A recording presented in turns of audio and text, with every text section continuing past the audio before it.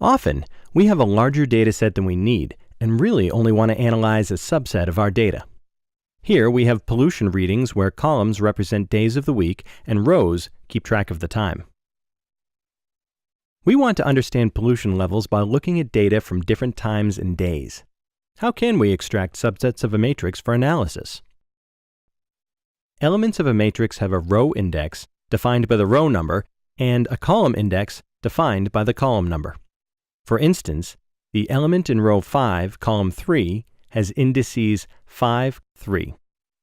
To access this element, we include both the row index, then the column index, separated by a comma and enclosed in parentheses.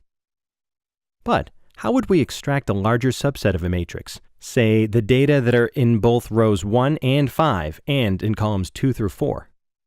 Instead of accessing each element one by one, we'll access all of these elements at the same time. To do this, we'll first create vectors specifying the row indices and column indices we need to extract. So here, the variable rows is a 2-element vector of our desired row indices, and the variable cols is a 3-element vector of our column indices, which we enclose in parentheses. And look at that!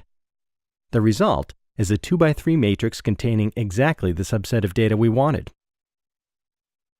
When analyzing data, you might find yourself needing to extract an entire row or column. Extracting a whole row or column of data is so common, there's a shortcut. A single colon references all of the elements in that dimension together. That's better. Here, the colon in the row dimension indicates that we want all of the rows, and the 1 in the column dimension references the first column.